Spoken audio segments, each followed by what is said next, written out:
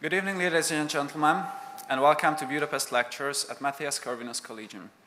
My name is Márton Basa, Junior Researcher at Klímapolitikai Institute and first-year student of MCC Leadership Program.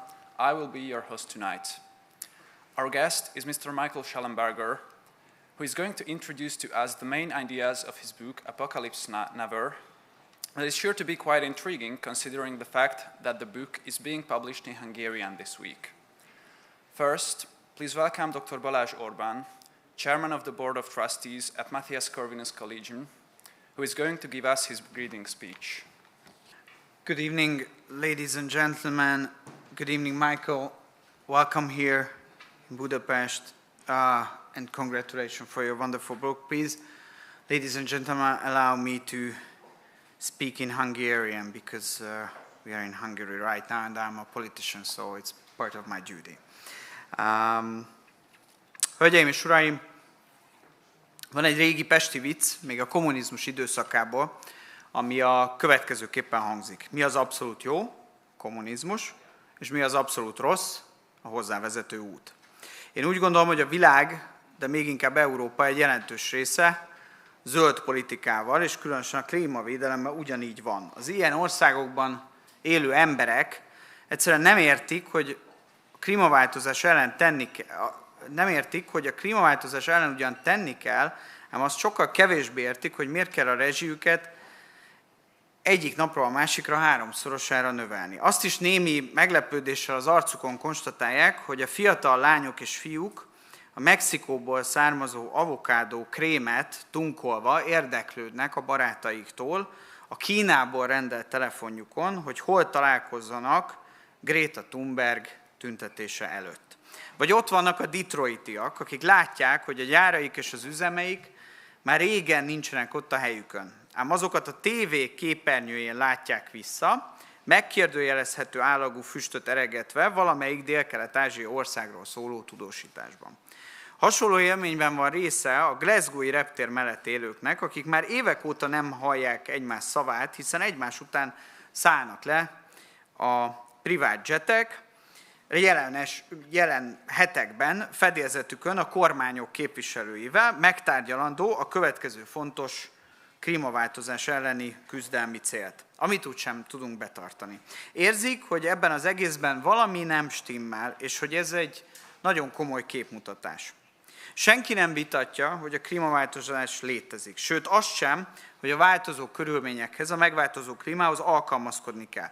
És kétségtelen tény az is, hogy előbb-utóbb modern, trendi kifejezést használva klímasemlegessé kell válnunk. Bizonyos erők azonban ideológiai kérdést csinálnak a klímaváltozásból. Az ő gondolkodásuk szerint nem elég a klímasemlegesség, mint cél. A klímasemlegességet ugyanolyan módon és eszközökkel kell minden országnak elérnie, függetlenül attól, teljesen zárójelbe téve azt, hogy ennek mi az ára. Ez így viszont nem klímavédelem, nem erről szól, hanem ez így ideológia. Ideológia pedig nincs tekintettel tényleges társadalmi és gazdasági viszonyokra, és alapvetően nem érdekli, hogyha kulcsfontosságú civilizációs vívmányokat kell feláldoznunk. Ez így nem zöld, hanem méregzöld politika. Itt Európában most pontosan ezt éljük át. Földgáz és az elektromos áram árának robbanásszerű növekedésében nyilván globális piaci folyamatok is közrejátszottak, ám a méregzöld politika szerepe legalább ekkora. Nyugat-Európa jelentős része ugyanis erőltetett ütemben növelte a megújuló energiaforrások részarányát, miközben látványosan leszerelték az atomerőműveket, és elhanyagolták a földgáz infrastruktúrát is. És ekkor néhány hónapon keresztül nem annyit fújt, főleg Észak-Európában a szél. Kevesebb volt a napos órák száma is az évben, és már is az energiaválság kellős közepén találtuk magunkat, emellett a kibocsátott szennyezés mennyisége emelkedett, az energiaárak pedig az egekben vannak. Az Európai Bizottság erre azt mondta, hogy a drága földgáz és elektromos áram majd még inkább a megújuló energiaforrások felé kényszeríti az embereket. A magyar baloldali miniszterelnök jelölt is így érvelt, hogy amíg a megújuló energiaforrások nem termelnek elég energiát, addig a magyar embereknek kell kevesebbet világítani, és fűteni. Sőt, Brüsszelben az úgynevezett Fit for 55 néven egy olyan javaslatcsomagot is próbálnak áterőltetni, amely az úgynevezett kibocsátási kvótarendszert kiterjeszteni a lakosságra is. Vagyis megadóztatnák nem csupán az autóhasználatot, hanem a lakhatást is. És mindeközben Németországban az Energiewende kellős közepén szépen lassan le is kapcsolhatják a villanyt. Reméljük, hogy erre soha nem kerül sor. A kormány, Magyarország kormánya méregzöld politika helyett pragmatikus, tiszta zöld politikában hisz. Szembeszállunk ezzel a méregzöld politikával, hiszen tudjuk, hogy ez nem más, mint baloldali újbeszél, képmutatás és ideológiai kartástűz. Pragmatikus zöld politika ezzel szemben azt célozza, hogy Magyarország alkalmazkodni tudjon a klíma megváltozásához. Mi nem akarunk sötétben és hidegben üldögélni az eljövendő klíma apokalipszisen búslakodva. Mi cselekszünk. A zöld politikára olyan eszközként tekintjük, amellyel megvédjük a Jóisten által teremtett környezetet, megőrizzük és hosszú távon növeljük a magyar emberek jólétét megváltozó természeti körülmények között is. És ennek kapcsán most egy rövid vallomásra is tartozom önöknek. A kormány zöld politikájára az én megítélésem szerint a legnagyobb hatást Sir Roger Scruton gyakorolta. Ő volt az, aki hidat épített az angol szász és a közép-európai konzervatívok között. Ahogy özvegye, Sophie Scruton fogalmazott egyszer, Roger szellemi szíve Közép-Európában volt. És valóban, Sir Roger, a zöld filozófia, hogyan gondolkozzunk felelősen a bolygónkról című könyvében rámutat, hogy a jó zöld politika a pragmatikus megoldásokban és a lokalitásban hisz. Bár angolszász konzervatívként maga is sokat viaskodott ezzel, ám végül arra jutott, hogy egyértelműen a nemzetállamok kezében van a legjobb helyen a zöld politika. Hiszen a nemzetállami kormányok ismerik a legjobban a helyi adottságokat, a nemzeti különlegességeket. Erre a nagy nemzetközi szervezetek és az ott gründolt egyezmények nem képesek. Scruton a lokalitás egy másik fontos elemére is rámutatott. Az európai ember hagyományosan, harmóniában él a környezetével. Tudja tisztelni a természeti környezetet, és felelősséget is vállal a teremtett világért, hiszen azt örökül fogja hagyni a következő generációnak. Ezt a felfogást pedig csak a nemzetállam tudja megőrizni. Ahogy csak a nemzetállami keretek között lehet tiltás helyett ösztönözni a természetvédelmet és a klímavédelmet is. Meggyőződésem, hogy a magyarokban kódolva van a természeti környezet iránt vállalt felelősség. A kommunizmus az erőszakos nehéziparosodással, az erőltetett urbanizációval és kolhozosítással sok mindent lerombolt ebből, ám nem tudott teljes munkát végezni. Most nem mennék bele társadalomtörténeti fejtegetésekbe, gyerekkorunkból hoznék egy példát. Kisgyerekként mindenkinek valószínűleg, sőt az előttünk lévő generációknak is az egyik kedvenc ifjúsági regénye Fekete István tollából született Tüskevár volt. A regény a legsötétebb rákosi korszakban született, és csak 1957-ben jelenhetett meg. A történet szerint két fővárosi fiatal érkezik a Kis-Balatonhoz nyaralni, ahol a rokonság családfője, aki egyébként maga is vezető tisztségviselő egy kolhozban, egy idős csősz gondjaira bízza őket. És a cselekmény éppen azt mutatja be, hogy miként tartja fenn egy kis magyar közösség a kommunizmus ideológikus világában a régi hagyományait és a harmonikus életet, közös életet a természettel. Tehát azt gondolom, hogy ezek a kulturális, igazi magyar kulturális utalások is azt bizonyítják, hogy bennünk ez a fajta környezettel való azonosság és pozitív attitűd, ez kódolva van.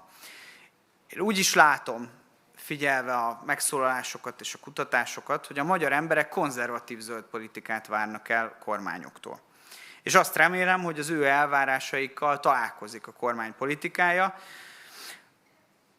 Ők szintén akarnak és tudnak tenni a környezetükért. Az ideológiát nem veszik készpénznek. Nekik nem lehet eladni egyszerű szócsépléssel bármit. A külső nyomásgyakorlásra pedig a magyarok hagyományosan nagyon érzékenyek.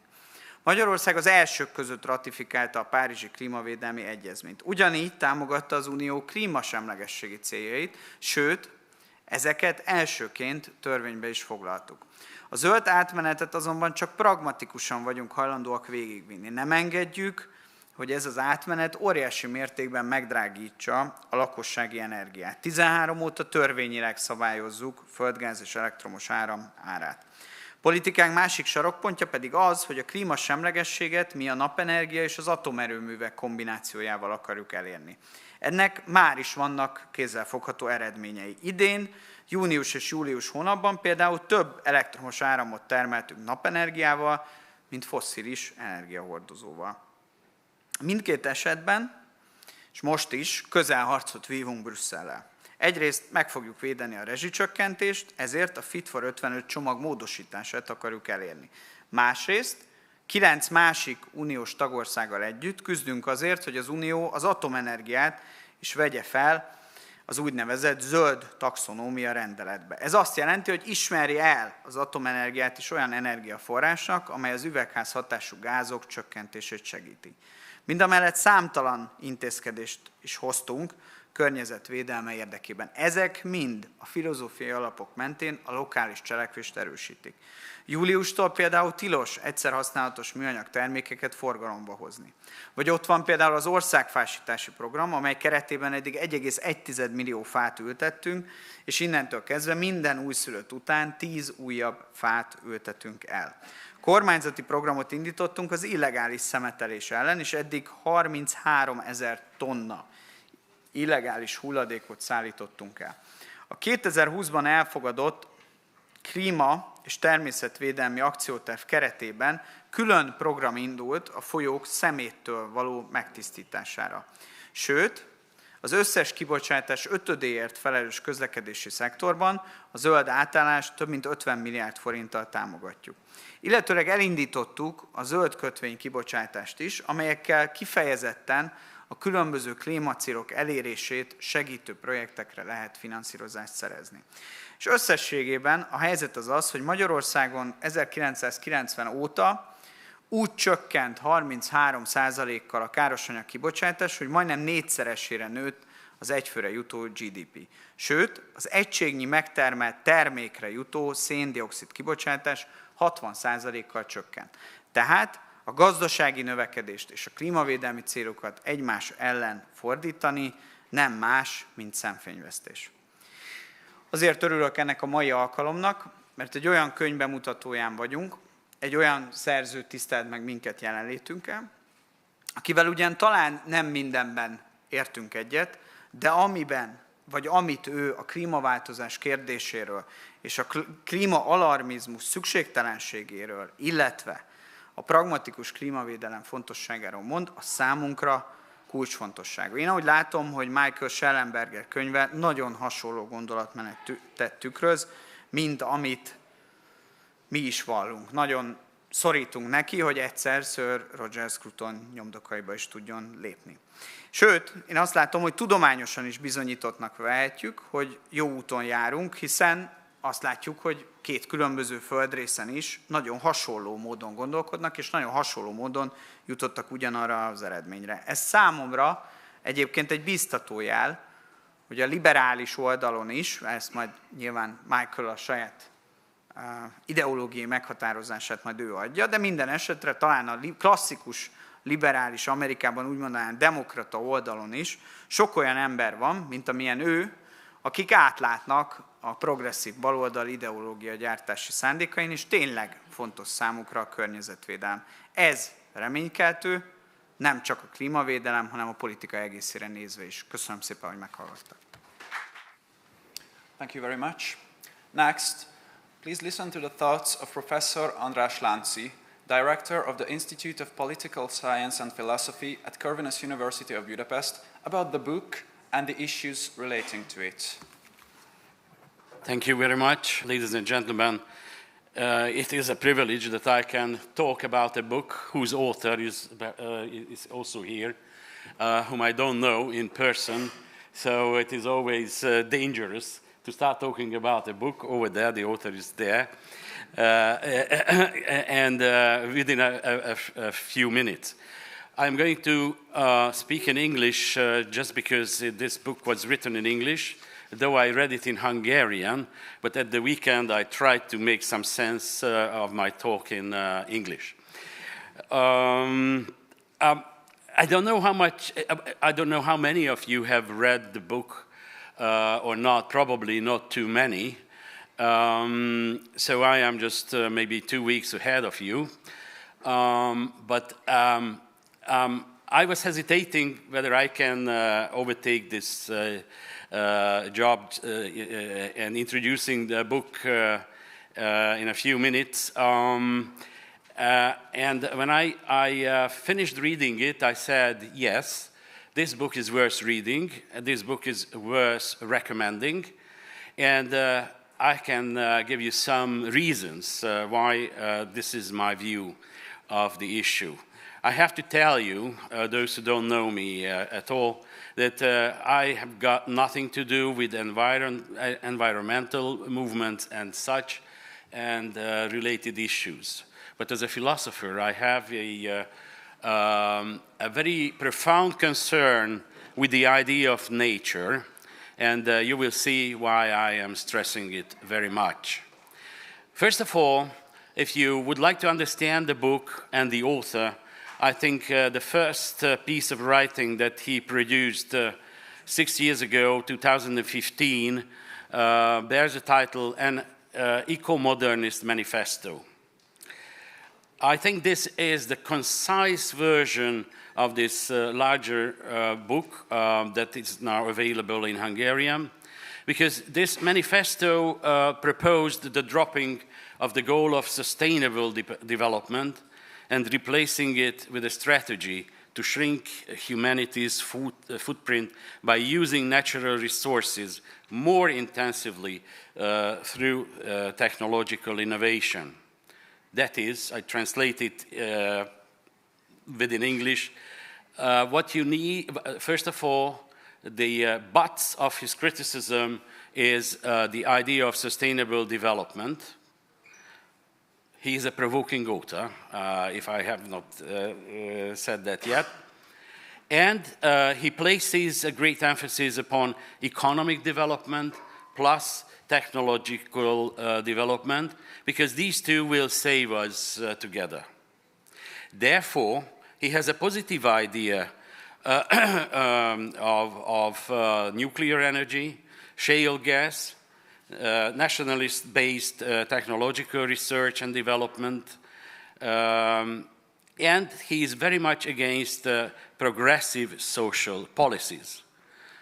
It is always an issue whether a leftist or a rightist author coming from the United States, please forget about that. He has his own idea about sustainable development and about his own position that is, like I said, is based on economic development and technological innovation.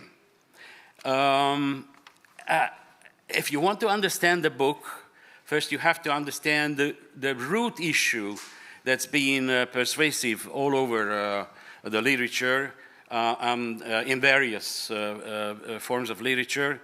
And this is the debate between the Malthusians and Cornucopians. Malthus, I hope even MCC students know something about Malthus, 19th century, early 19th century. He challenged whether there are limits to development, and versus the Cornucopians, we ought to go back to the Greek mythology, what it means, the horn-shaped container that symbolizes the abundance, this container overflowing with flowers, all sorts of produce, and so on and so forth. So on the one hand, we have the voices that unlimited development is impossible, and on the other hand, there is the view that we have enough resources, resources are available, and we can use them to solve our problems, and not only environmental problems, but also political, economic, and social problems. The author's position is unique, I think, in the sense that he's a journalist, but his viewpoint, I think, is firmly rooted in a political economic aspect, and he all the time tries to be comprehensive and overall in his arguments. In the introduction, he clearly states his position, and he says something like this, that so the author considers irrational overwrought arguments of pending Malthusian catastrophes. Instead, he seeks to promote the cornucopian view that environmental problems can be eliminated if we had pursued aggressive economic growth, simple technological advances, and increased tapping of abundant natural resources. So, is it very much American? It is. So surely it is. But the sources of his arguments are so varied. I can just mention that, for instance, the book is full of overviews of different articles. He uses databases, personal experience. He traveled a lot. I don't know how many countries he traveled, just to see whether, for instance, when he caused the deforestation in Brazil, the Amazonas, what's going on there. And he went there, he wanted to know, wanted to have first-hand information about general stereotypes. And he questions these stereotypes. And he has arguments why he has to do this. And there are several problems he touches upon and uses various sources in boosting his position. The issues I just randomly, because I'm running out of time, just a couple of issues he addresses. For instance, first of all, the limits to growth. Poverty is included here, the discussion of the problem of poverty, of which he believes that can be solved by having everyone getting richer. So the problems of limits to growth, good old question. The other one, like I mentioned, the role of the nuclear energy. His main argument is probably the zero pollution argument. And he, well, I would say despises the alternative energies as unreliables. And he has his own ways of defending his position. Then he gives an abundant account of different global recent extreme events like forest fires, floods, droughts. All of them are just touched upon.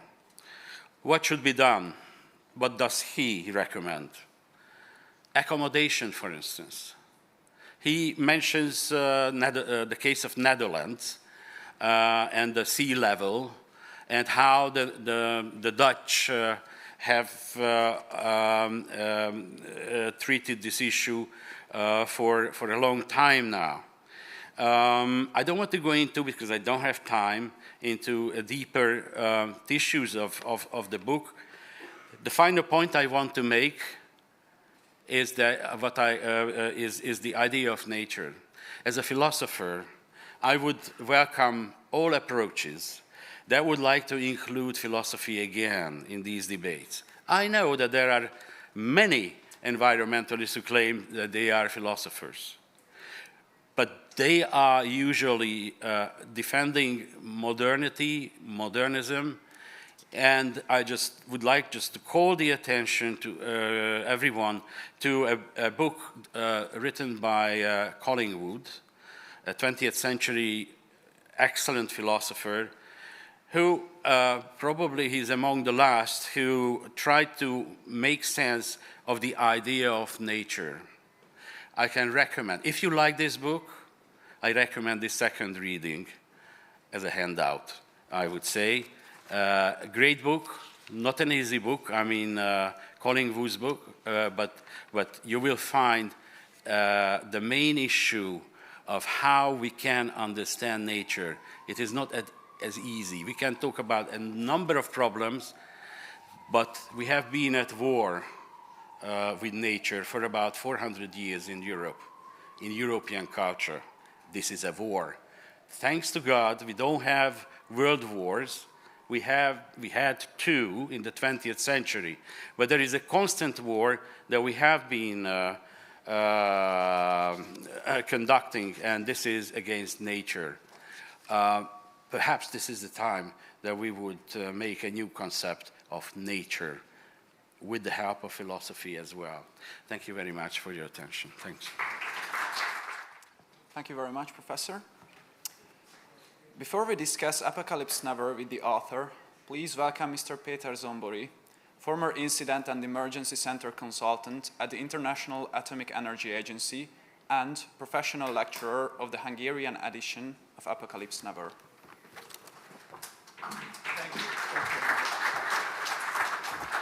Thank you very much. Good evening, everybody.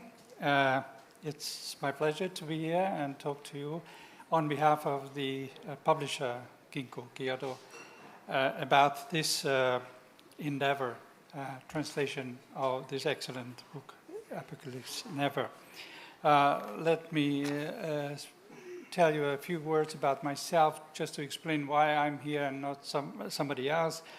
My name is Péter Zombori. I worked for about 16 years in Vienna in the International Atomic Energy Agency Incident and Emergency Center as an emergency preparedness officer. So this is my scientific and technical background. And probably this was the reason why the publisher invited me into this job and gave me the task to technically review the translation that took place in the past few months.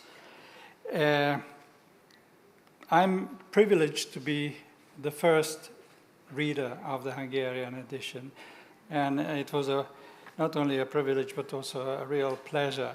And I'm glad that now I can give you some of my thoughts, maybe to wake up your appetite and read the book yourself.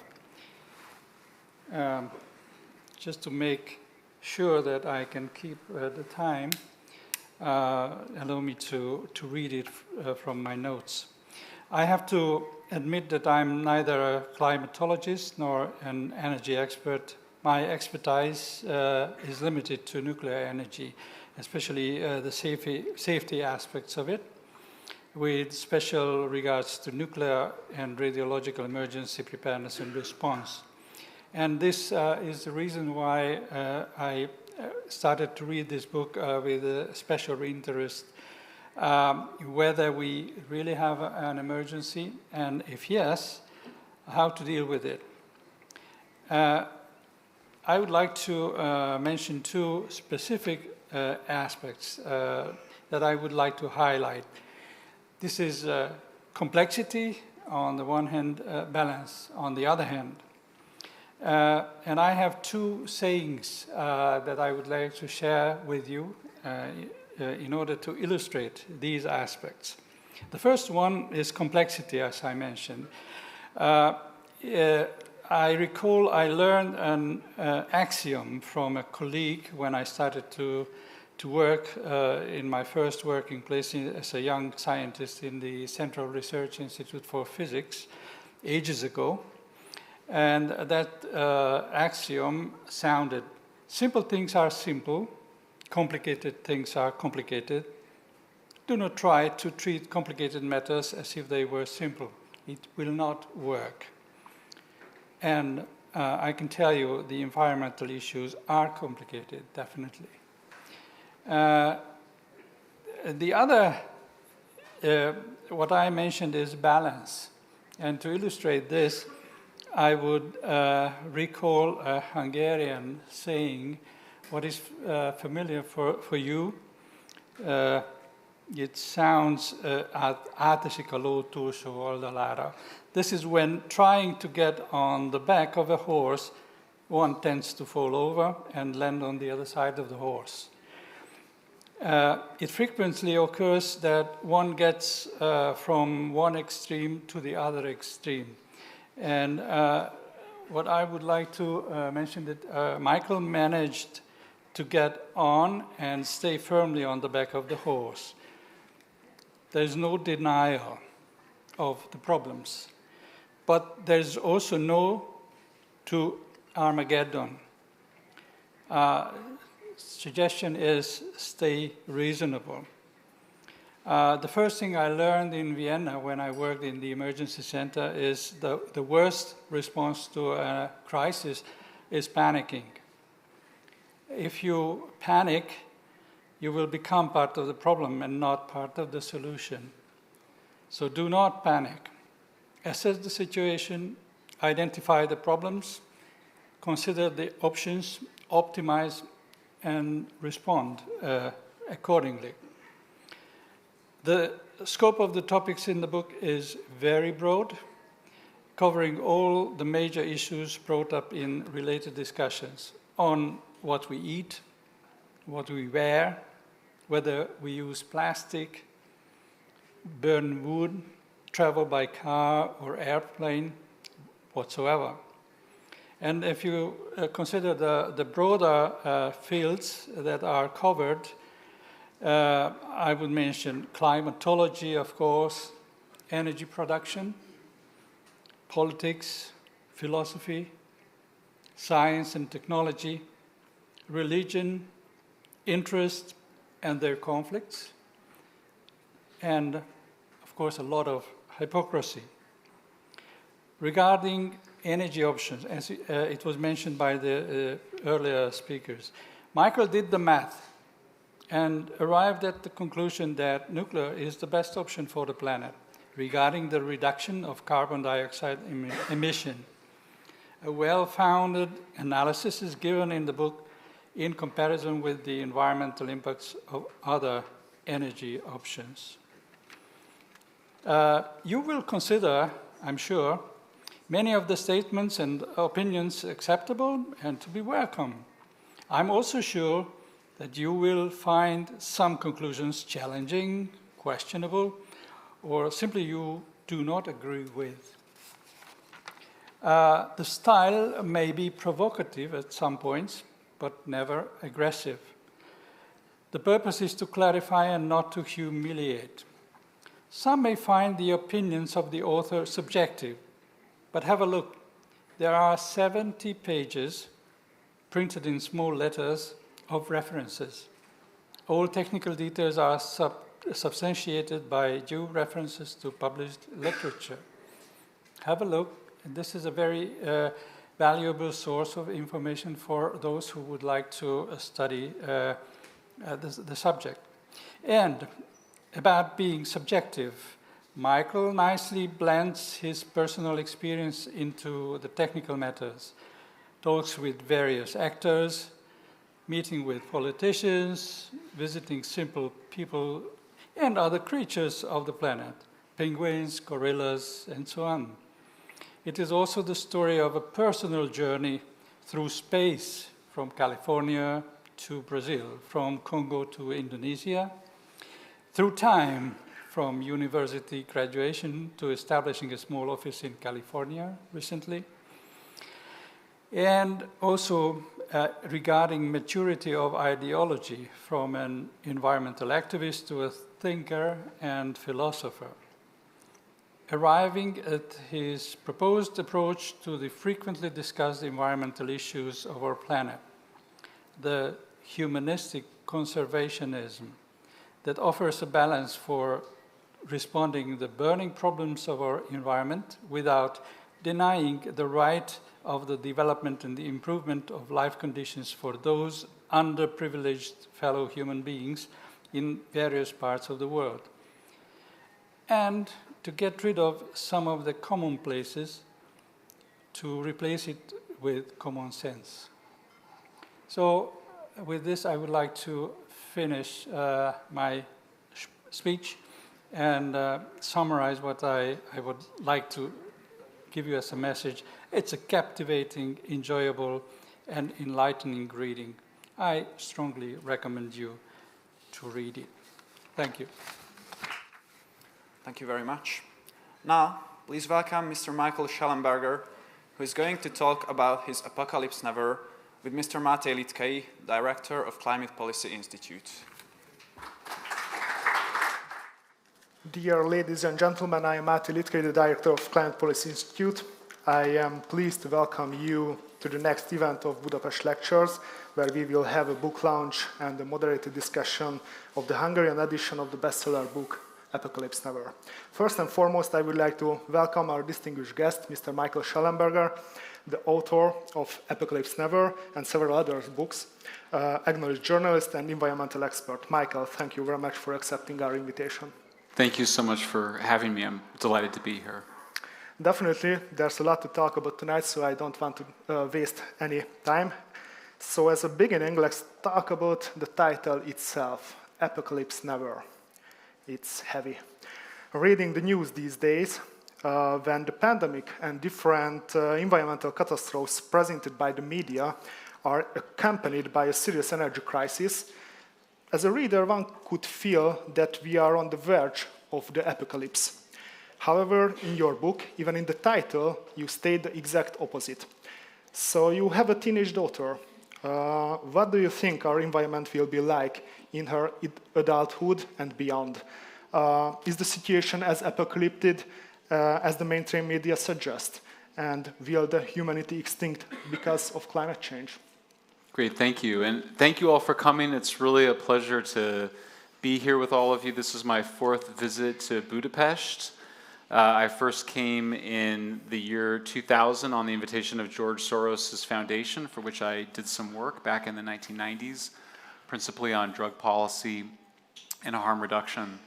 And this is also where I did my most successful TEDx talk on why renewables can't save the planet. So there is some sort of mysterious force drawing me to Hungary time and again, and so there must be something magic between us.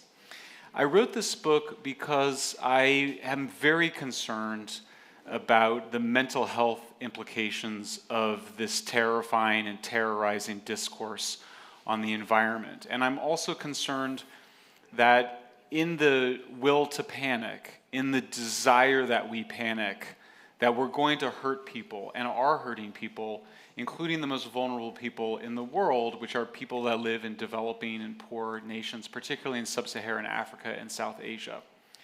I started as somebody on the radical left. I went to Nicaragua when I was 17 years old in 1988 to help the Sandinista socialist revolution. It was quite a wake-up call for me as a spoiled suburban upper middle class boy to live in conditions of not, I wouldn't say serious poverty, but where there wasn't warm water for a shower every morning. And I experienced the sickness that often comes from people when they live in poor countries. So I wrote Apocalypse Never. It really came out of a process that I've been going through for 20 years. I decided to focus on climate change as my life's work around early 2000.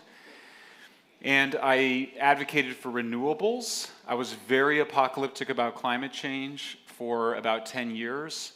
But around 2010, really 2 things happened. The first is that I started to see the real-world problems with renewables, particularly the large deployment of industrial solar projects in California and industrial offshore wind projects on the East Coast. The people fighting those projects were people that love nature. They were conservationists that were worried about the impacts of a large solar facility on endangered desert tortoises, which is a really incredible ancient species in California, and also about the impacts on sea life off the coast of Massachusetts. And around the same time, some friends of mine said, why don't you take a second look at nuclear power? And at that point in my career, I already believed that there would be a technological solution to climate change. I had done enough of the analysis to know that we couldn't be vegetarian enough to reduce our carbon emissions, and that we couldn't reduce our consumption of energy overall to reduce carbon emissions sufficiently, that we had to have some sort of technological substitution for fossil fuels. So I did take a second look at nuclear. I grew up during the Cold War. When I was 12, one of our biggest TV networks encouraged parents to watch a movie with their children about nuclear war. That was in 1983 at the height of the Cold War, which our two countries were on opposite sides of. And it was an extremely terrifying movie. It really traumatized a whole generation of kids around nuclear energy. And then 3 years later was Chernobyl. So I had to get over a significant quantity of fears about nuclear power. I wanted to help other people to get over their fears of nuclear. This book started about nuclear power. And then in 2019, when Greta Thunberg said, "I want you to panic," and Extinction Rebellion, a protest organization in Britain, they started holding up signs saying that climate change kills children. I felt that as a father of an adolescent girl who was 14 years old at the time, she's fine because I talked to her about these issues. But her friends were very alarmed. Her friends were talking about maybe never having kids or not living long enough to have kids. And I felt as though they were being terrified in ways that we had been terrified about nuclear quite unjustly. And I felt the need to broaden this topic and to really be a complete book, a comprehensive book. So the book covers not just climate change, but rainforest destruction, meat consumption, plastic waste in oceans, renewables, nuclear power. I wanted this book, I joke that this is an environmental textbook that has been hidden inside a bunch of stories about my travels around the world, about people I've met, about seeing the mountain gorillas of Central Africa for the first time, which is one of the greatest spiritual experiences of my life, about humpback whales and blue whales and penguins. So the book really started from, my love of nature and my love of humankind and my desire to be an antidote to what I view as the poison of apocalyptic environmentalism. Okay, thank you. In your book, you point out a lot of environmental myths. Just to mention some, you say that the Amazon is not the lung of the world, as the mainstream media and politicians refer to it, and that humans are not causing the sixth mass extinction. Nowadays, if you draw attention to the myths and misconceptions around environmental issues, or question the completely uncertain social effects of climate change, the mainstream stigmatizes you as a climate denier. So, what do you think someone is? Why do you think someone is regarded to be a climate denier who says things like you? Yeah, so just to quickly summarize the book, I hope you'll have a chance to read it. The book argues that climate change is real, that it is something we should do something about, that all else being equal, we would not want to change the temperatures of the planet at all. If we had to choose, we would rather the world get a little bit warmer than a little bit cooler because more people die from cool, and it's easier to adapt our agricultural systems to a warmer world than a cooler world. But the book does a very thorough review of the best available science as assembled by the Intergovernmental Panel on Climate Change, the Food and Agricultural Organization, and other scientific bodies to show that we have every reason to believe that humankind will be better off in the future, not worse off, including on environmental grounds. So some facts that people aren't aware of. Carbon emissions in the EU have declined by more than 25% since 1990. Carbon emissions have declined in the United States by more than 22% since the year 2005, mostly in the transition from inefficient coal-burning plants to efficient, and also to natural gas, but also a role for nuclear and a more modest role for renewables.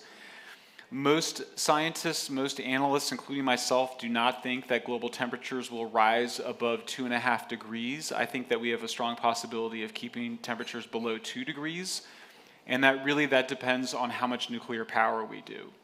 And that really, the transition from coal to gas is something that apocalyptic environmentalists and I both tend to agree on, and there's not really many obstacles in the way of that. There's some modest ones, but mostly we're seeing these trends go in the right direction. Deaths from natural disasters have declined over 90% over the last 100 years. They've declined 99% in Bangladesh over the last 40 years.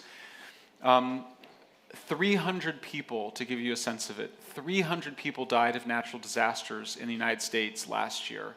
To put that number in comparison, 36,000 died from car accidents, 22,000 died from homicides, and 96,000 people died from drug overdoses and drug poisonings, which is why my most recent book this year, San Francisco, is about the drug poisoning crisis, which kills 300 times more people than natural disasters. So I think the picture is very positive. Naturally, because I am challenging the dominant apocalyptic religion of the global ruling class, they have accused me of heresy. This is a very familiar script to anybody who knows the experience of heretics throughout history.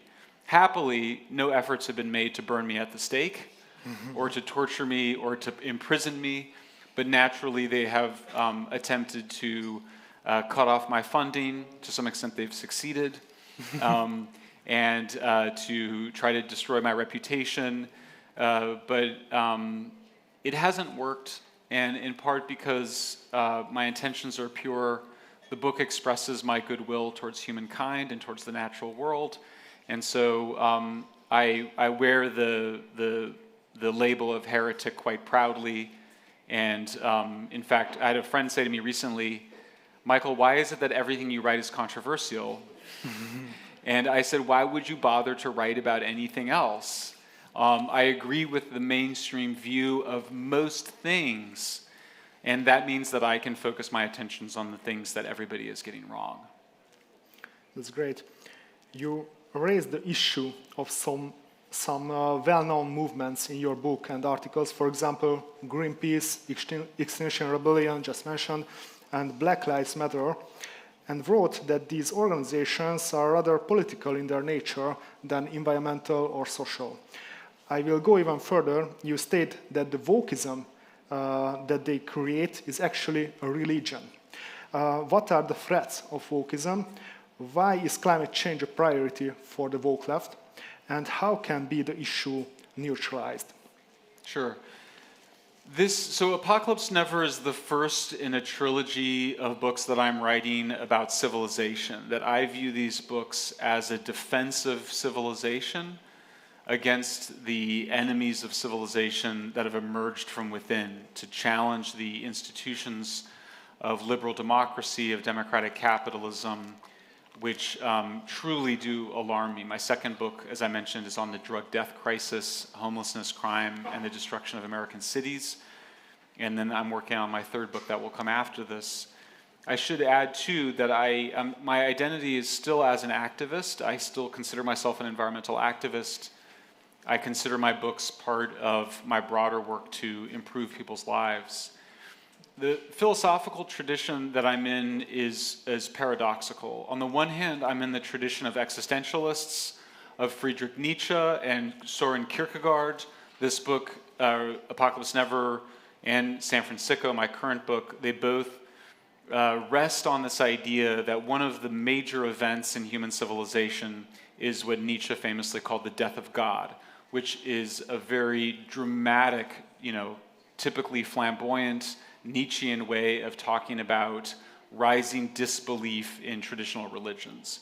So we've seen since the 19th century, arguably before that, 18th century, less and less people believe as though God is judging their actions and will decide whether they go to heaven and hell at the end of their lives, which is how many people lived their lives for the last 2 millennia. And the argument of Apocalypse Never is that in response to the existential anxiety, and by which I mean the fear of death and the fear of not having a meaningful life, that we construct new religions, and that we did this several times. We did this with fascism, we did this with communism, and as those ideologies were discredited and destroyed for the most part in the 20th century, a new secular religion emerged in its place, and it was apocalyptic environmentalism, and it was this strange mixture of Marxism and Malthusianism, which the gentleman who introduced me, the philosopher introduced me, described as, I view, as an anti-human ideology, an ideology which says there's too many people in the world, that people are destroying all that is beautiful, that humans are a cancer on the planet. And I show that there is no empirical justification for this view. In fact, I document why humans are actually returning more of the earth to nature as we speak. The reason is because we're producing more food on less land. Humans use about half of the ice-free surface of the earth. Almost all of that we use for food production. Just 0.5% of it is for cities. Another 0.5% is for energy production, but almost all of the rest is for producing food. And the good news is, since half of that half is just for meat production, that amount of land that we're using for meat production has declined over the last 20 years by an area almost the size of Brazil, which is a nation that is larger than the continental United States. And that's simply a result of capitalist entrepreneurs seeking to produce more meat, more food, using less resource. And that this is a benevolent process, that it is the Adam Smithian invisible hand at work, but that the byproduct of it is environmental progress. We should be grateful to it, we should accelerate it, and for that reason we should have an optimistic view of a future where there's more land that we allow to return to grasslands and forests for the natural world, that there's fewer air and water pollutants, there's more endangered species, whether it's mountain gorillas or blue whales or humpback whales. All whale species are coming back. All of them have escaped being critically endangered except for one, which is currently endangered by industrial wind farms on the east coast of the United States. So the picture I want to present is that to save nature, we need to resist this apocalyptic environmental religion. I would like to refer to your words because in your book, it is clearly stated that factories and modern farming are the keys to human liberation and environmental progress, just as you said before. And you also say that the most important thing for saving the environment is producing more food, particularly meat, on less land. I think these are the words of an eco-modernist. And my question is, do you consider yourself an eco-modernist or eco-pragmatist? And those who don't know these phrases, what does even mean eco-modernism and eco-pragmatism? And do you really think that the application of new technological innovations and economic developments can be a feasible way of coping with climate change and other environmental issues? In 2015, I was co-author of a manifesto that became very famous called the Eco-Modernist Manifesto, and I did it with about a dozen other scholars and activists around the world, and much of the ideas of there are in Apocalypse Never. However, I didn't feel that that essay really communicated the humanism that I feel is at the heart of this new way of thinking about humans and the environment. And so my criticism, my self-criticism of the Eco-Modernist Manifesto is my concern is that it communicates a more technocratic view. It communicates an idea that engineers and scientists are the key to protecting the natural environment. I think we need engineers and scientists, but I think that the main event is taking care of ourselves and of humankind. And so the word, if I have to find a label, I would say pro-human environmentalism or environmental humanism. And so I tell Apocalypse Never through the stories of three women. The first is a subsistence farmer in the Democratic Republic of the Congo named Bernadette. She is struggling to survive. She is escaping war, which is ongoing in the Congo. When I met her, the baboons had just eaten her crop of sweet potatoes, and when you're a subsistence farmer, if you lose even a few sweet potatoes, you're at risk of hunger. So she's the first character in the book. She uses wood as fuel. The second character in the book is Suparti. She's Indonesian. She left the farm. She works in a factory.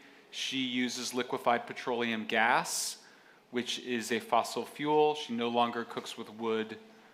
And she is doing very well. She is Muslim, but she's able to marry who she wants. She had, when I met her, a motorcycle, her own home. She had 2 cell phones. And she flirted with me a little bit,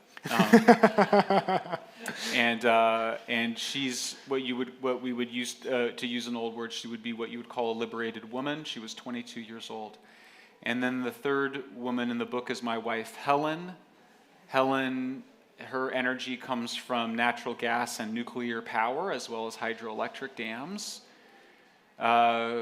She and I are very affluent compared to everybody else, almost everybody else in the world. And we're not particularly affluent in the United States, but nonetheless to most humans that have ever existed. And I wanted to tell the story of Apocalypse Never through these lives of these 3 women, because for me, there's no question that Bernadette would prefer to have a life like Suparti, and Suparti is trying to live a life like Helen. And so I believe there's energetic progress. You go from wood and dung to coal, natural gas, and then you eventually go to nuclear power, which I believe is the finest, most beautiful way to make energy. And that there's also moral progress, and that there's human liberation in that. And that is a process that academics have called modernization, which is a sort of ugly word in some ways. It's not a word that I love. I like the word progress. I think it's a more relatable word. It's a word that people understand. And I think it's an almost universal word. You know, in Berkeley, when you talk to environmentalists, they say things like, how do we prevent people in Africa from making the mistakes that we made? And we live in beautiful, well-lit places like this. And I always ask them, what were those mistakes? What do you think the mistakes were that we made that you don't want Africans to make? I've interviewed small subsistence farmers all over the world, and they've never told me either that they were worried about becoming too rich or that they were concerned about their impact on the natural environment. I have heard the richest people in the world talk about how there's too many people in the world. I've never heard a small subsistence farmer in Africa saying that. So this is a book that is a direct attack on the meanness, and I think the cruelty and the elitism and the snobbery of the ruling classes who just flew to Glasgow in 400 private jets to tell Africans that they can't use fossil fuels, and to tell Asians that they can't use fossil fuels. At the very same moment that Germany, Britain, and the United States are all returning to increase their use of coal this year. And so this is an angry book in that sense. It's not a neutral book. This is a book that is denouncing my fellow rich world people who, once we climb up that ladder, we're now desiring to kick the ladder away for everybody else. And so that is, for me, environmental humanism is bloody, it's assertive, it's passionate, and we should be passionate about these issues because people's lives are at stake, and the lives of non-humans are at stake too. Speaking about energy transition and progress, you mentioned that there were times when you were really against nuclear power. What was the game-changing moment when you became a supporter of nuclear power? How can the fears of green activists override the sober arguments about nuclear power? And what are your pro-nuclear arguments? I mean, I think it's hard for, there's so many young faces in this room, and I think it's hard to appreciate how terrifying the 1980s were. If you weren't alive in the 1980s, some of you may remember earlier periods, the 1960s, 1950s. We were very scared of nuclear war, and with very good reason. Nuclear weapons are absolutely terrifying. Nuclear weapons and asteroids are, for me, and maybe pandemics, are maybe the only real threats to human civilization. In fact, in this book, I review the different existential threats to human civilization. I came away much more of an asteroid alarmist than you might realize. The threat of asteroids is actually real, okay? So we should have more money for asteroid detection, in my view. And we've seen the impacts of a pandemic, of a virus that had a relatively low mortality rate. So imagine a virus that had a higher mortality rate, it could be civilization changing. There is no scenario like that for climate change. There is no scenario for nuclear power plants to have those kinds of impacts. And so the first thing for me was to understand that nuclear weapons and nuclear power plants are different. And that may seem obvious to all of you, but for me it wasn't obvious at all. Nuclear weapons and nuclear power plants, on the one hand, do exist on a continuum. The fuel that is in the nuclear weapons is uranium, highly enriched uranium or plutonium that has been, if it's plutonium, it's a different element, but if it's highly enriched uranium, it's been enriched to over 95%, whereas the fuel in a nuclear power plant has only been enriched to less than 5%. In submarines, they can get up to 20%. So they're different technologies, but there is a continuum and there is a relationship there. And so I had to understand the difference between the technologies, and most importantly for me, and I don't know that everybody needs to do this, I had to understand what occurred at Chernobyl. And maybe all of you do too, because you were close to it, and you were close to it. So I had to go read the United Nations reports on Chernobyl. I didn't really get over my fears of nuclear power until I interviewed one of what I view as one of the world's experts in the Chernobyl accident. Her name is Dr. Geraldine Thomas at Imperial College London. She runs the Chernobyl Tissue Bank, which collects thyroid tissue samples from people who were affected by the Chernobyl accident. And she was able to walk me through the science, and I came to understand that Chernobyl wasn't the disaster I thought it was, that only about 50 people died in the immediate aftermath of the accident, and probably 200 people total will die in an 80-year period. Nobody should die from nuclear power ever, but when you put that number in comparison to natural gas explosions, oil rig explosions, coal mine collapses, hydroelectric dam collapses, the worst energy accident of all times was the collapse of the Banqiao Dam in China, where somewhere between 150 and 250,000 people were instantly killed by a dam failing. So I had to overcome my fears of nuclear energy. And it's you spoke to the person that you introduced to me mentioned complexity. There is complexity in nuclear energy. It's a radical event in human history. It's a completely new way to make heat. We make heat with nuclear energy by splitting atoms rather than through combustion. It's an atomic form of energy rather than a chemical form of energy. And so there are implications from a national security perspective that are very important. And so I'm not quite done with nuclear. I do sometimes get sick of it because I've been working on it for 10 years. It's a very demanding mistress. But nonetheless, she wants me to write another book, and so I'm working on a new book on about the war on nuclear to fully deal with, I think, the question not just of nuclear power plants, but nuclear weapons.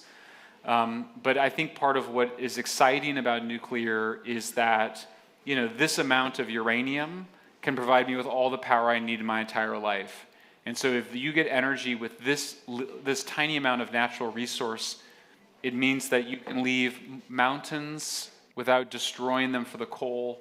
It means you don't have to use oil and gas. It means that you can produce gigantic quantities of food and other resources on small amounts of land. And so I also think nuclear demands of us a more, to use a very hippie-sounding word, the evolution of consciousness, because the idea with nuclear is that something so dangerous can also be something that is so beautiful and so essential to a positive human future. Changing your mind about nuclear, or the awakening in this topic, seems very similar to me, like changing your mind about drug policies. And I know it's a little bit out of topic of this book, but it's the current topic of your recent book, San Francisco. What triggered this point about drug policies. And if you could speak for us a little bit about your first Hungarian experience funded by George Soros, I'd be very grateful because it's a very interesting topic for us Hungarian people. Sure. So Apocalypse Never is a deeply optimistic book. It's a deeply positive book. You might be scared of the first word in it, but if you contemplate the title, it's saying something that should be very inspiring, which is that humans have a very long future. It's going to be better than the past. I debunk all of the catastrophic myths around plastic waste, around meat production. This is a book that is a weapon against depression and against anxiety. San Francisco is somewhere close to the opposite of Apocalypse Never. The cover is red. It is a bloody book. It's a dark book. It's also has the anger in it and a significant amount of sadness. It's a book that affected me personally. It's a book that is full of drama and death, but also of heroism and overcoming. But it's a dark book. Apocalypse Never is, San Francisco is dealing with a dark topic. We're in the midst of a very serious drug addiction and overdose crisis in the United States. It's very hard for you to understand it from Hungary. You could go onto YouTube and watch some videos. But basically, we have open drug scenes that we euphemistically refer to as homeless encampments. But these are places where people are in late-stage addiction. They're usually addicted to heroin or a more concentrated synthetic opioid known as fentanyl, as well as methamphetamines, which are very concentrated. And it is an absolute disaster for the cities. And so when I saw that the drug overdoses, because when I left in the year 2000, which was the year I came to Budapest as part of George Soros's organization, 17,000 people were dying every year from drug overdoses, which is too many. Last year, 96,000, you guys. That's so many people. It's shocking how many people that is. And when I learned in 2017 that 70,000 were dying every year, I had to figure out what was going wrong, what had happened, and was my own advocacy in the 1990s, had it contributed to the disaster? And so I think this is a book that is maybe less international than Apocalypse Never, but it is also a very European book in the sense that I'm absolutely smitten with Netherlands. As one of the speakers mentioned, Netherlands is an inspiration to me. 1/3 of the Netherlands is below sea level, which proves that dealing with a 0.5 meter of sea level rise is really not the end of the world. Some parts of the Netherlands are 7 meters below sea level.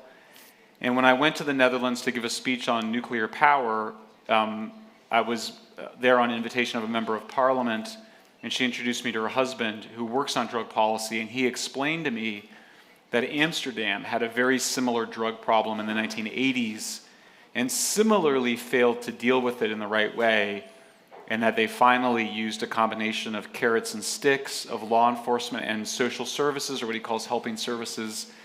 And I became very inspired by this Dutch model. It turns out that really everybody in the world deals with addiction and open drug scenes in the exact same way, which is that you have to make an intervention in the lives of addicts. This is something that we've known for 120 years. But the radical left, out of a mixture of both good intentions and bad intentions, have prevented the government from intervening into the lives of addicts who are literally dying on the streets of California. And so I wrote San Francisco to basically be an expose, a j'accuse against the current progressive regime, which is allowing our brothers and sisters to die from what is essentially a highly treatable mental illness. Addiction is a very serious mental illness. People that are addicted to hard drugs cannot be said to be acting according to their free will. They're in the grip of an addiction.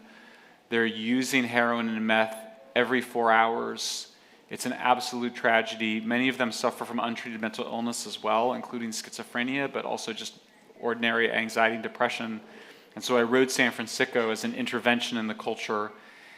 In both books, I'm arguing that we have forgotten what civilization requires. And that civilization requires, yes, love, but the Beatles were wrong when they said love is all you need. That civilization also requires strength, it requires discipline, it requires rule of law. It's great to have a New Testament, but you need the Old Testament as well. And that's the message of San Francisco. Let's just shift back to our topic, the topic of Apocalypse Never, climate change. Last year, half of the people surveyed around the world said they thought climate change would make humanity extinct. And in January, 1 out of 5 British children told to pollsters they were having nightmares about climate change. In your opinion, what is the role of the mass and social media in the rise of climate alarmism? That's a really interesting question. We see apocalyptic environmentalism emerging in the 1960s, which was well before the rise of social media. And then I think I document how the first manifestation of apocalyptic environmentalism was the overpopulation scare of the 1960s. I mentioned before that I believe we are at the moment right now where global carbon emissions are either at their peak or they're near their peak, and they should start to go down as countries transition from coal to natural gas and to nuclear. Similarly, in the late 60s, it was already clear that the human population, certainly the population increase, had peaked in the late 60s and then and would eventually peak in total sometime around 2030. So we anticipate that the global population will peak around 2030 at around 9 billion people. We're at about 7 billion now, 7.5 billion. And so now people worry about negative population growth, particularly in Europe, but also in the United States and Japan. And so I think climate change is a similar scare like that. It's the second of these environmental scares. And in Apocalypse Never, I describe how the social forces that gave rise to climate alarmism include the fact that overpopulation stopped being a major concern, and also fears of nuclear war declined as the Cold War ended around 1990.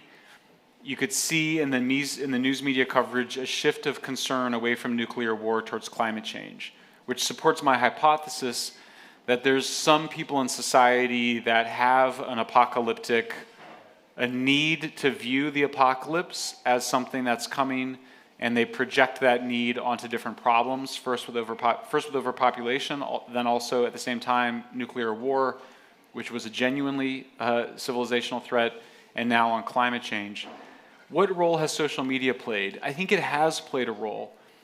The most dramatic symbol of climate alarmism is Greta Thunberg.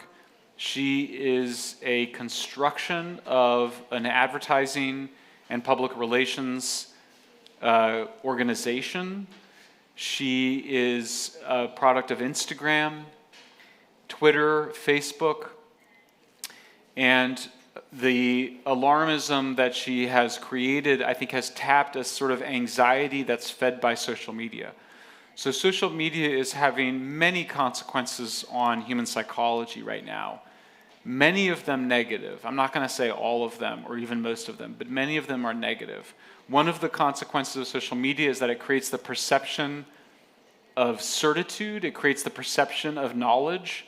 I'm always struck by how confident people seem in their opinions simply because they've been on Twitter, but they are completely ignorant about certain facts. But if you're getting those views reinforced, it creates the experience of certainty. And then the second is the experience of social anxiety, in particular of status anxiety. So with all of these social media platforms, you can see how you rank compared to other people on the platform.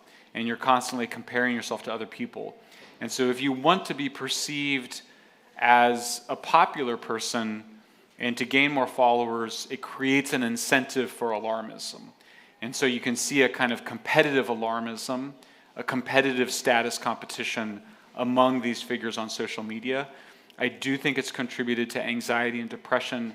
We now have pretty good evidence that Facebook and Instagram in particular are contributing to rising levels of anxiety and depression, particularly among adolescent girls, but I think we can see it with the overall population. I think it's a big problem. I don't think we have very good solutions to it. I do tend to, again, come back to this idea that the antidote is near the poison. And so it probably is that the antidote to social media is social media. I'm not sure what exactly that is, but it is why I am active on social media. In fact, as I am excluded from mainstream news media, I find myself having more success on social media. I've recently started a Substack, which is, I think, something you all may be familiar with. It's basically just a paid email article service, and it's actually generated sufficient revenue as another form of revenue for myself so I can survive without being in the New York Times or Washington Post. So I do think that where the danger lies, so too lies our salvation, and there is something there in social media that we should be doing more to take advantage of as pro-human environmentalists pushing back against this apocalyptic religion. I'm really sorry, but we just can't get around the question of COP26, which ended last week in Glasgow. In the light of the earlier thoughts, what are your expectations for a climate summit like that? Do you think that the biggest polluters, such as US, China, Russia, Germany, and so on, will fulfill their promises because of some international agreement? And if not, is there any sense of organizing such conferences? So what is the United Nations climate talks? What are they doing? Well, we know that they have no relationship whatsoever with what nations do in terms of energy. The United States reduced its carbon emissions 22% below 2005 levels, almost entirely because we have abundant natural gas from fracking. Europe reduced its emissions because Eastern Europe shut down its less efficient coal plants and used more efficient coal plants and also used more natural gas. So the United Nations climate talks, they're not binding, they're not legally binding, it's not an actual treaty. So it has I see no evidence of it having any effect whatsoever on the decisions that nations make about their energy supplies. So what's going on? Well, part of it appears to me like church.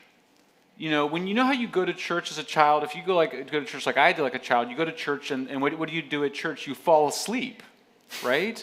So you could see at church, the head of the free world, President Biden, was in church, and he fell asleep because it's so boring, and it's stuffy in there. So he fell asleep. That was the most important thing that occurred, is that it was soporific.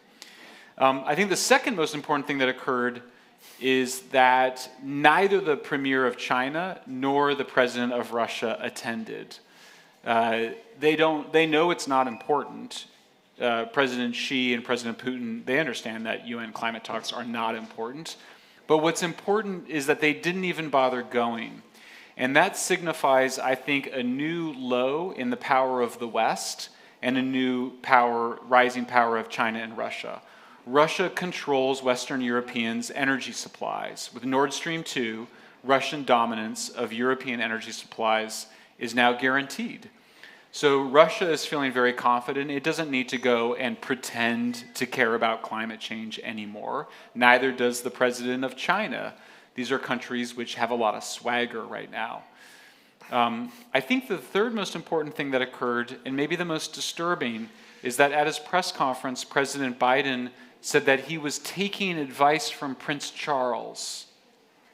I thought to myself, well, Western civilization truly has come to an end if the head of the free world is taking advice from Prince Charles. I mean, is anything more terrifying than imagining that we're going to decide our energy and food policy based on Prince Charles, an organic farmer? So what's going on? I mean, I think another very interesting thing that occurred was that Prince Harry and Meghan Markle, in September, they flew back from a climate change conference in a private jet, naturally. That's what royalty do. But they did so knowing full well that they would be criticized, not just by people like me, but by tabloids, by the women's magazines, Marie Claire, criticized Prince Harry and Meghan Markle. What were they doing? Why did they do that? They're obsessed with how people think about them. Meghan Markle and Prince Harry, they're totally obsessed with that. So why would they do something that would get them accusing again of hypocrisy? In Apocalypse Never, I talk about in 2019, they were widely accused of hypocrisy for flying to and from climate change talks in a private jet. Why would they do that again? I don't think you can come to any other conclusion than that they wanted to be accused of hypocrisy. They wanted to be accused of elitism. Why? Well, because if you're concerned about being irrelevant, which is what they are, they're just celebrities. They contribute nothing whatsoever of any positive benefit to anybody in the world other than sort of making us suffocate in their toxic narcissism. Why would you do that? And I think the only reason is to re-emphasize the fact that you are part of the global elite. They're so insecure in their position that they would rather be criticized as members of the global elite than not talked about at all. So for me, I view it as a postmodern festival of elite hypocrisy and suffocating toxic narcissism, and really a sign that the United States, at least the political left, is willing to essentially celebrate our decline and our obeisance to OPEC, to Russia, and to China. Speaking about sleeping at COP26, what do you expect from the Biden administration in general? And how do you expect from the Biden administration will cope with environmental issues?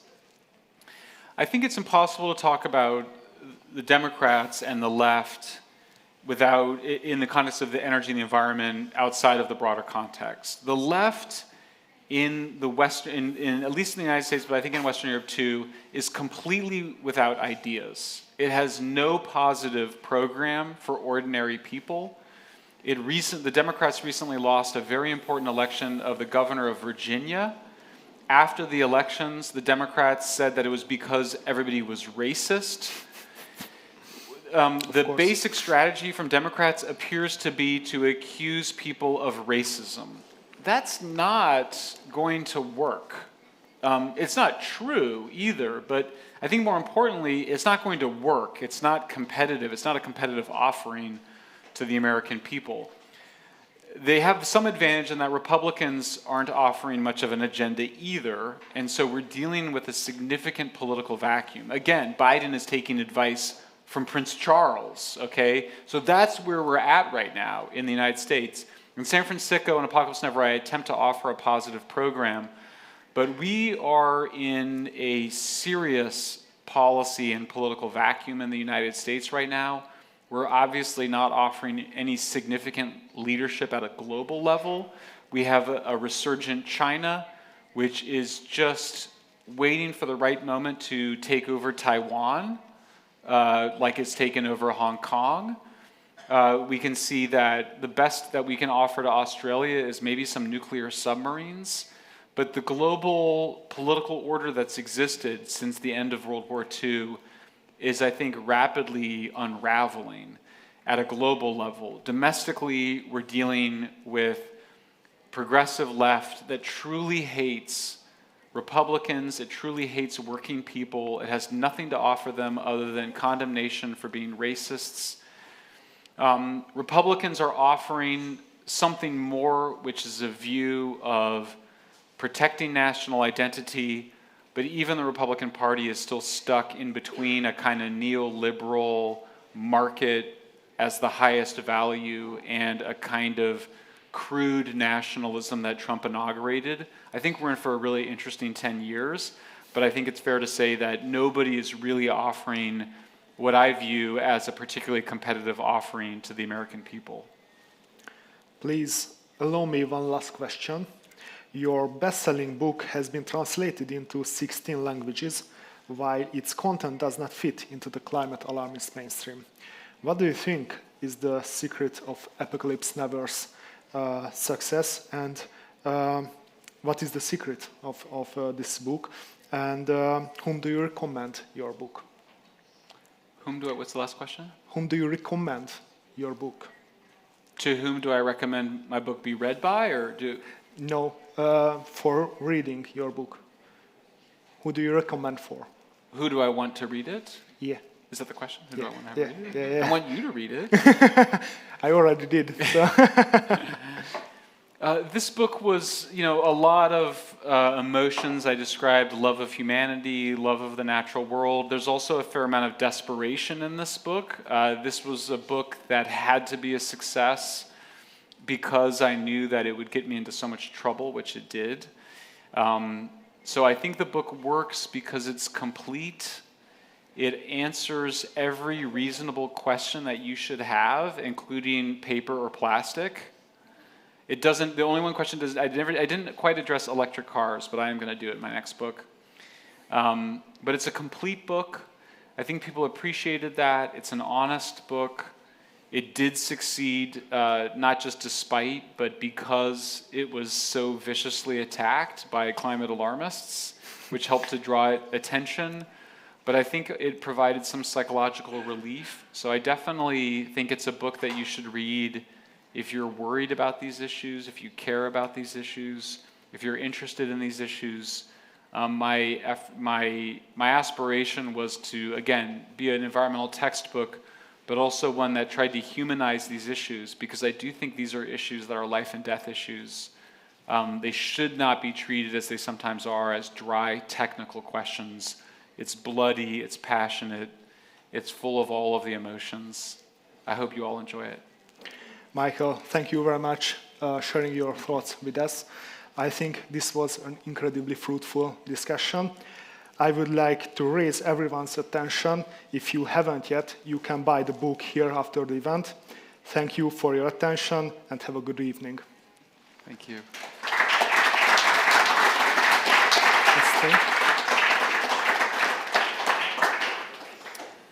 Mr. Shellenberger, thank you very much for accepting our invitation and being here with us tonight. I would also like to thank Dr. Balázs Orbán, Professor András Lánci, and Mr. Péter Zombori for their valuable thoughts. Ladies and gentlemen, thank you all very much for participating in Budapest Lectures this evening. We hope to see you next time as well. Please do not forget to follow Climapolitikai Institute and MCC on Facebook, Instagram, LinkedIn, and Twitter, where you can get information on our upcoming events and other activities. I would like to kindly ask everyone to stay after the discussion for the meet and greet event with a fine dinner. Thank you very much.